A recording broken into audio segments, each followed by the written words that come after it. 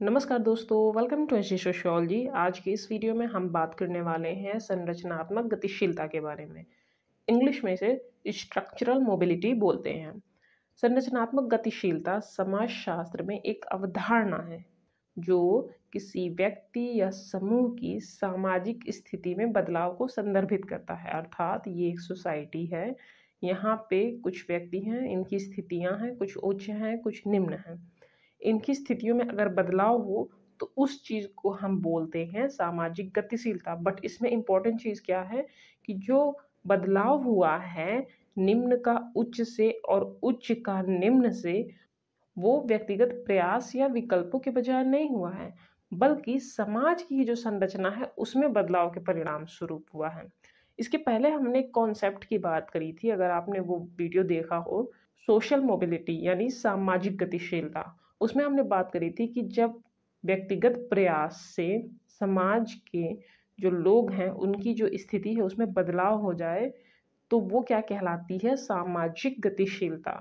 वो वर्टिकल भी होती है, हॉरिजॉन्टल भी होती है। कोई उच्च से निम्न आ गया तो वो डाउनवर्ड है, निम्न से उच्च गया तो वो अपवर्ड है, वर्टिकल में आएगा। और हॉरिजॉन्टल में क्या होता है, एक जगह से दूसरे जगह पे जाके अगर कोई अपने काम को वही पोस्ट वही काम कर रहा है तो आपका वो हो जाएगा क्षैतिज गतिशीलता। तो ये प्रकार हमने बात करी थी, लंबवत और क्षैतिज। और ये था सामाजिक गतिशीलता जिसमें लोगों के प्रयास द्वारा वो अपनी स्थिति को बदलते हैं। बट जब आप बात करते हो संरचनात्मक गतिशीलता, तो वो जो उनका समाज का संरचना है, समाज की जो स्ट्रक्चर है, उसमें जब चेंज आ जाए, तब लोगों की स्थिति में परिवर्तन जब हो जाए तो वो कहलाती है संरचनात्मक गतिशीलता। यहाँ पे किसी पर्सन का खुद का कोई प्रयास या खुद की कोई योग्यता, इन सब के कारण चेंज नहीं आता, सोसाइटी ही चेंज हो गई है। फॉर एग्जाम्पल, अगर आप बात करो कृषि प्रधान देश की, तो जो कृषि प्रधान देश है वो चेंज होके जब औद्योगिक देश बन जाएगा तो वहाँ पे जो ये ग्रामीण किसान लोग हैं वो अपने बच्चों को कहाँ पे भेजेंगे, किसानी में तो भेजेंगे नहीं क्योंकि वो औद्योगिकरण में चेंज हो गया है। तो वो अपने बच्चों को भेजेंगे फैक्ट्रियों में जॉब करने के लिए। तो फैक्ट्री में मजदूर या वर्कर जो काम करने लगेंगे, उनका जो परिवर्तन हो रहा है, उनकी जो स्थिति में परिवर्तन हो रहा है, इस चीज़ को हम कहेंगे संरचनात्मक गतिशीलता। या आप दूसरे एग्जाम्पल की बात करो, भारत में आरक्षण नीति लागू हुई, उसके बाद क्या हुआ, वंचित वर्ग, रिजर्वेशन, एससी एसटी एक्ट वगैरह किस लिए आए, जो एससी एसटी के पिछड़े वर्ग के लोग हैं जिनकी स्थिति समाज में निम्न है या अछूत है या अस्पृश्य जातियां जिन्हें बोला जाता था, उनकी स्थिति निम्न थी। पर उन्होंने खुद प्रयास किया या नहीं किया वो मैटर नहीं करता, सरकार ने आरक्षण नीति लाई, उसके जरिए उन्हें रिजर्वेशन दिया गया जिससे थोड़े प्रयास के परिणाम स्वरूप वो ऊपर उठ सके। बट अगर ये आरक्षण नीति होती ही ना तो इनके प्रयास से कोई फर्क नहीं पड़ता, इनकी योग्यता से कोई फर्क नहीं पड़ता। जब आपके पास रिजर्वेशन ही नहीं है, आपको अछूत बोला जा रहा है, आपको योग्य माना ही नहीं जा रहा, तो आप बदलाव नहीं कर सकते अपनी स्थिति में। तो यही चीज़ यहाँ पे बताई जा रही है कि जब संरचना में ही परिवर्तन हो जाएगा समाज की, तो जो बदलाव होते हैं लोगों के जीवन में या उनकी स्थिति में जो समाज में है, उस चीज़ को हम बोलते हैं संरचनात्मक गतिशीलता। संरचनात्मक गतिशीलता की अगर मुख्य विशेषता की बात करें तो मेनली दो है। पहली तो ये कि व्यक्तिगत प्रयास से असंबंधित, अर्थात अगर कोई व्यक्ति बहुत ज़्यादा प्रयास करे, उसके पास बहुत ज़्यादा अच्छी योग्यता हो, तो भी कोई फर्क नहीं पड़ता जब आप बात करते हो संरचनात्मक गतिशीलता की। लेकिन अगर कोई व्यक्ति बहुत ज़्यादा टैलेंटेड है, योग्यता है उसके अंदर, और उसने अपनी स्थिति को बदल लिया हो, तो वो क्या कहलाएगी, सामाजिक गतिशीलता। दूसरी चीज़ है व्यापक स्तर पे परिवर्तन देखने को मिलता है। जब आप सामाजिक गतिशीलता की बात करते हो तो एक पर्सन की बात करते हो, उसने अपनी योग्यता के आधार पे अपनी स्किल्स, अपनी टैलेंट, अपने एक्सपीरियंस, अपने एक्सपर्टीज के कारण अपनी स्थिति में परिवर्तन किया। तो सोसाइटी में कुछ खास चेंज नहीं कर रहा है, वो अपनी स्थिति में परिवर्तन कर रहा है। लेकिन जब संरचनात्मक गतिशीलता की बात होती है तो वो होता है व्यापक स्तर पर परिवर्तन। क्यों? क्योंकि ये एक दो पर्सन में चेंज नहीं हो रहा है, ये सोसाइटी में एक स्थिति में रहने वाले काफ़ी लोगों के जीवन में, उनकी स्थिति में परिवर्तन दिखा रहा है। किसके ज़रिए?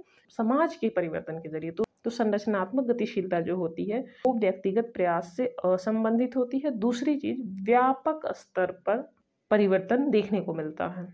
एक और एग्जाम्पल आप ले लो कोविड-19 का। कोविड-19 पेंडेमिक के टाइम पे एक नए तरह का वर्किंग सिस्टम बना, वर्क फ्रॉम होम। क्या इससे पहले समाज में इस तरह का कुछ सिस्टम था कि आप घर से ही बैठे अपने कामों को करो? नहीं। लेकिन पेंडेमिक के टाइम ये समय की मांग थी कि आपको काम करना है, बट काम आप किसी के साथ मिल के या ऑफिस में जाके नहीं कर सकते, तो आप घर पे करो। तो हर पर्सन जो भी किसी जॉब में है, वहाँ पे ये चीज़ कोशिश करी गई थी कि वर्क फ्रॉम होम किया जाए। तो ये चीज़ कई पेशों की सामाजिक स्थिति में परिवर्तन को दर्शा रहा है।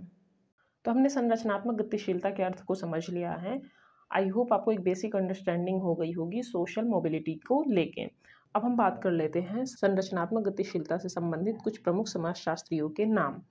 ये जो की थिंकर्स हैं, एसोसिएटेड हैं स्ट्रक्चरल मोबिलिटी में, उनके नाम हैं Sorokin, Lipset and Bendix, Davis and Moore, Karl Marx और एंथनी गिडिंग्स। सबसे पहले हम बात कर लेते हैं पेट्रिम सोरोकिन के बारे में। देखो, जब हम बात करते हैं पेट्रिम सोरोकिन की, इन्होंने सोशल मोबिलिटी के बारे में अपनी famous book social and cultural mobility, जो कि 1927 में आई थी, में डिस्कस किया है। और इन्होंने इसमें सोशल मोबिलिटी के विभिन्न प्रकारों के बारे में बात करी थी। अपवर्ड मोबिलिटी यानी ऊर्ध्वगामी गतिशीलता, डाउनवर्ड मोबिलिटी अर्थात अधोगामी गतिशीलता, इंटरजनरेशनल मोबिलिटी अर्थात अंतर पीढ़ीगत गतिशीलता, वृत्तात्मक गतिशीलता प्लस संरचनात्मक गतिशीलता जो कि है स्ट्रक्चरल मोबिलिटी। इन सारे विभिन्न प्रकारों के बारे में उन्होंने अपनी famous book social and cultural mobility में बताया था। और अगर हम बात करें इनके विचारों की कि स्ट्रक्चरल मोबिलिटी पे इनके क्या व्यू थे, क्या ये सोचते थे, किस तरह इन्होंने इसे एक्सप्लेन किया है, तो इन्होंने बताया है कि जो कुछ बड़ी सामाजिक या राजनीतिक या आर्थिक घटनाएं होती हैं जो कि समाज की व्यवस्था में परिवर्तन करती हैं, जैसे अगर किसी सोसाइटी में या दो कंट्रीज़ में आपस में युद्ध हो गए या कुछ औद्योगिकरण या क्रांति हो गई, मतलब इंडस्ट्रियलाइजेशन के परिणाम स्वरूप या पीड़ित वर्ग के द्वारा क्रांति कर दी जाए, ऐसी स्थिति में समाज की जो व्यवस्था है वो बिल्कुल बदल जाती है, जो कि सामाजिक संरचना में परिवर्तन कर देती है। उसके परिणाम स्वरूप हमें क्या देखने को मिलता है? सामाजिक स्तर में परिवर्तन।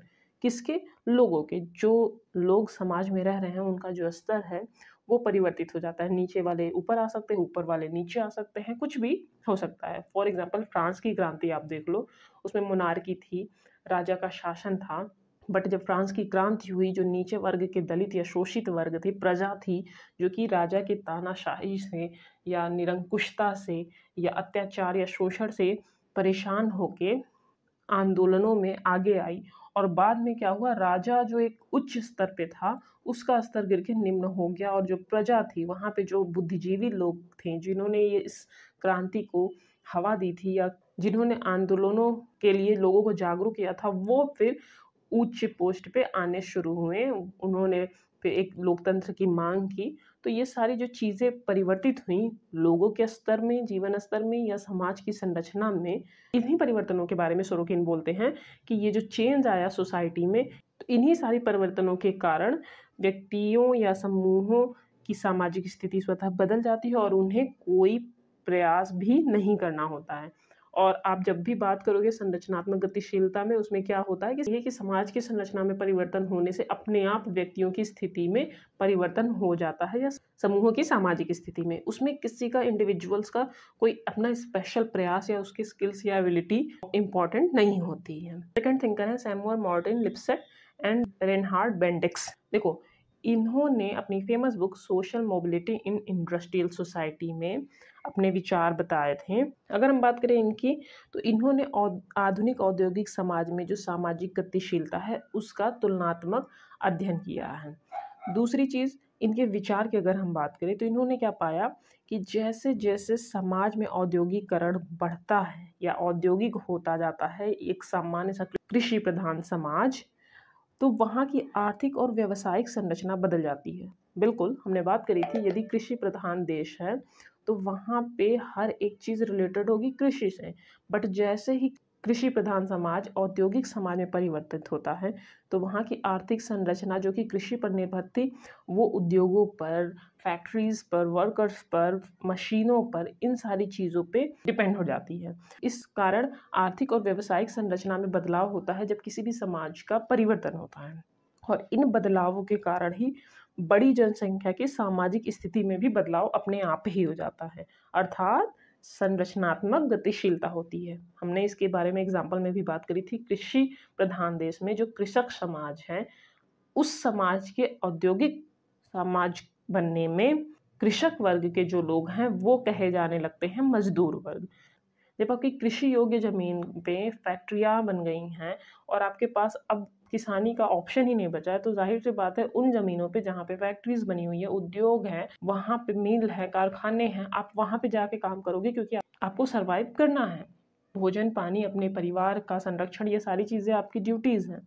तो आप उन फैक्ट्रीज वगैरह में जब काम करने जाओगे तो वही लोग जो कि किसान वर्ग के माने जाते थे, मजदूर वर्ग के अंतर्गत आ जाएंगे, क्योंकि उनके पास इतनी पूंजी नहीं है कि वो खुद की फैक्ट्री बनाए। तो बेसिक सी बात है कि वो जाके कहीं ना कहीं जॉब करेंगे। तो इसी चीज़ के बारे में लिप्सेट एंड बेंडिक्स ने बात करी थी अपनी famous book social mobility in industrial society. मतलब इंडस्ट्रियल सोसाइटीज़ जो होती हैं वहाँ पे भी सोशल मोबिलिटी किस तरह होती है उसके बारे में इन्होंने बताया है। बुक के नाम से आपको आइडिया लग जाएगा कि बुक के अंदर क्या होगा।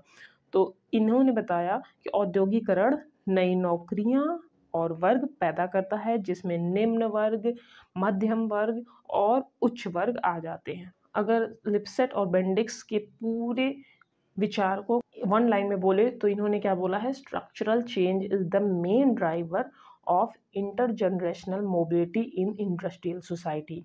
मतलब जो इंडस्ट्रियल सोसाइटी है वहाँ पे जो अंतर पीढ़ीगत गतिशीलता देखने को मिलती है वो मेनली किसके द्वारा होती है, स्ट्रक्चरल चेंज के द्वारा, यानी समाज में जो संरचनात्मक परिवर्तन हुए हैं उसके द्वारा अंतर पीढ़ीगत गतिशीलता सामने आती है। और अगर हम बात करें डेविस मूरे या कार्ल मार्क्स या एंथनी गिडिंग्स के कंट्रीब्यूशन की, तो एंथनी गिडिंग्स की अगर हम बात करें तो इन्होंने फोकस करा था लेट मॉडर्न सोसाइटीज़ पर, अर्थात आधुनिक समाज पे। एक होता है मॉडर्न टाइम, एक होता है आधुनिकता के बाद का भी समय जो अभी चल रहा है, एकदम ज़्यादा आधुनिक समय जहाँ पे टेक्नोलॉजी होगी, एआई होगा। इस तरह की सोसाइटीज़ में ग्लोबलाइजेशन, एजुकेशन एंड टेक्नोलॉजी जो हैं उनके द्वारा संरचनात्मक गतिशीलता देखने को मिलेगी। और अगर हम बात करें कार्ल मार्क्स की, तो मोड ऑफ प्रोडक्शन, इन्होंने उत्पादन के साधनों की बात करी थी, जिसके कंट्रोल में मोड्स ऑफ प्रोडक्शन होंगे, उत्पादन के साधन, अर्थात जिसके पास जितनी पूंजी होगी, जो फैक्ट्रियों का मालिक होगा, वो ज़्यादा रिच माना जाएगा। तो जो ये फ्यूडल सिस्टम था, सामंतवाद, उसमें क्या होता था, ज़मींदार उच्च वर्ग में आते थे। पर जैसे ही जमींदारी वर्ग से चेंज हुआ औद्योगिकरण की सोसाइटी का, वहाँ पे वर्ग संघर्ष देखने को मिला जब आ गया पूंजीवाद। पूंजीवाद में एक पूंजीपति हो गया था, एक श्रमिक वर्ग हो गया था, जबकि सामंतवाद में क्या था, एक जमींदार था, एक सामंत था जो उसकी सेवा करता था। तो इन्होंने बताया था कि ये जो स्ट्रक्चरल चेंज है सोसाइटी का, वो लोगों की स्थितियों में परिवर्तन लाता है। यहाँ पे जो वर्ग जमींदार थे, जो ऊंचे थे, उस टाइम पे ऊंचे माने जाते थे, वो आके पूंजीवादी समाज में निम्न में या मध्यम में आ गए, और जो पूंजीपति थे वो आ गए उच्च स्तर पे। इस तरह की सोसाइटी के स्ट्रक्चरल चेंज में पर्सन का कोई खास इंपॉर्टेंट नहीं था कि उन्होंने कितना योगदान दिया है अपनी स्थिति को सुधारने में। ये सोसाइटी की जो संरचना है, समाज का जो स्ट्रक्चर है, उसके चेंज के कारण सारी चीज़ें बदली। और अगर हम डेविस मूरे की बात करें तो इन्होंने जो थ्योरी दी थी सोशल स्ट्रैटिफिकेशन की, सामाजिक स्तरीकरण की, उसमें इन्होंने कुछ चीज़ें बताई हैं समाज में गतिशीलता के बारे में। इनका बहुत ज़्यादा फोकस डायरेक्टली स्ट्रक्चरल मोबिलिटी में नहीं था, बट हाँ, इनकी थ्योरियाँ जो थी वो सपोर्ट करती थी समाज में जो भूमिकाएं हैं, उन भूमिकाओं में जो परिवर्तन आ रहे हैं वो आगे लीड करती है मोबिलिटी को, अर्थात गतिशीलता को। तो अगर शॉर्ट में हम समराइज करें स्ट्रक्चरल मोबिलिटी को, तो ये समाज की संरचना में बदलाव से उत्पन्न गतिशीलता है, ना कि व्यक्तिगत प्रयास से। दूसरी चीज़, मुख्य कारक जो अहम भूमिका निभाते हैं संरचनात्मक गतिशीलता में, वो कौन कौन से हैं? औद्योगिकरण, तकनीकी विकास, शिक्षा का प्रसार, आरक्षण नीतियाँ और आर्थिक सुधार। ये सारे कारक महत्वपूर्ण भूमिका निभाते हैं समाज की संरचना में बदलाव के लिए। जब आप लोगों को शिक्षित करोगे तो अपने आप समाज की संरचना में बदलाव होगा। प्रत्येक व्यक्ति शिक्षित होगा, एजुकेटेड होगा, उसकी वे ऑफ थिंकिंग बदलेगी। या अगर सोसाइटी में तकनीकी विकास हो रहा है तो भी आप देखोगे कि चीज़ें बदल रही हैं। लोग पुराने तरीकों को छोड़ के नए तरीके से अपनी डेली लाइफ को मैनेज कर रहे हैं, या औद्योगिकरण के तो प्रभाव आप जान ही रहे हो। तो ये सारे फैक्टर इम्पोर्टेंट रोल निभाते हैं स्ट्रक्चरल मोबिलिटी में। और अगर हम बात करें इसके प्रभाव की, तो स्ट्रक्चरल मोबिलिटी का प्रभाव कहाँ पे पड़ता है? बड़े जनसमूह की सामाजिक स्थिति में अपने आप परिवर्तन। मतलब यहाँ पे ऐसा नहीं कि एक दो लोग की बात हो रही, एक अच्छे खासे जनसमूह की सामाजिक स्थिति में बदलाव किसके कारण होता है? स्ट्रक्चरल मोबिलिटी के। तो अर्थात स्ट्रक्चरल मोबिलिटी का प्रभाव कहाँ पे पड़ता है? एक बड़े जनसमूह की सामाजिक स्थिति में। आई होप आपको आज का ये टॉपिक समझ में आया हो। अगर आपके कोई सुझाव हो तो आप कमेंट बॉक्स में दे सकते हैं। अगर आपको वीडियो पसंद आया तो वीडियो को लाइक, शेयर और चैनल को सब्सक्राइब करना ना भूलें। इस वीडियो की अगर पीडीएफ चाहिए तो आप हमारे टेलीग्राम चैनल एसडी सोशियोलॉजी से जुड़ सकते हैं। डिस्क्रिप्शन बॉक्स में चैनल और पीडीएफ की लिंक मिल जाएगी। और अगर आपको लगता है कि कहीं पे कोई फैक्ट या कोई पॉइंट मिस हो रहा है या गलतियाँ हो रही हैं तो आप बता सकते हो। आज के लिए बस इतना ही। धन्यवाद।